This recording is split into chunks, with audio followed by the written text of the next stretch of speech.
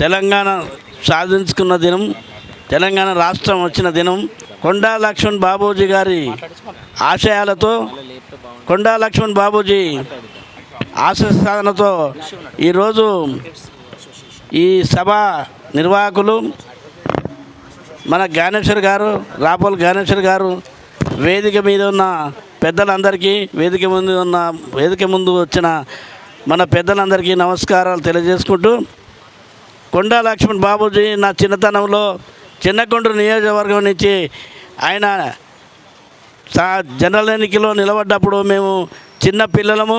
అప్పుడు ఆయనకు ప్రచారం చేసుకుంటూ గోడల మీద మరి రాసుకుంటూ తిరిగే వాళ్ళం మేము. తర్వాత నేను హైదరాబాద్కు వచ్చిన తర్వాత కుక్కటిపల్లి ప్రాంతంలో నేను నివసిస్తున్నా.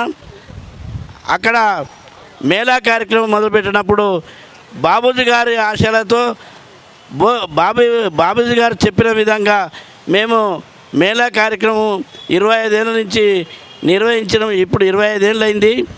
ఆ బాబూజీ గారి రాకుండా మేము మేళా కార్యక్రమం ఎప్పుడు చేయలేదు. బాబూజీ గారు అంటే మాకు ఎంతో ఎనలేని ప్రేమ. అట్లాగే తెలంగాణ ఉద్యమంలో బాబూజీ గారు ఇక్కడే ఉండేవాడు. అక్కడ టీఆర్ఎస్ ఆఫీస్ పెట్టడం జరిగింది. ఆ రోజు నేను బాబూజీ గారిని టీఆర్ఎస్ ఆఫీస్ పోయి బాబూజీ గారిని కలిసి వారి మాటలు విని మరి ఆకర్షితులయ్యి మరి తెలంగాణ సాధన గురించి నేను పోరాటంలో ఉండి తెలంగాణ సాధించే వరకు నేను దాంట్లో పనిచేసినాను. అట్లాగే ఇప్పుడు తెలంగాణ చేనేత విభాగం అధ్యక్షుడిగా కొనసాగుతున్నా. చేనేత విభాగం, చేనేత కార్మికుల గురించి మరి గత గవర్నమెంట్ కానీ ఇప్పుడున్న గవర్నమెంట్ కానీ కొన్ని పథకాలు సాధించుకోవడానికి మరి పెద్దలతో సహకరిస్తూ మరి ప్రయత్నం చేయడం జరుగుతుంది.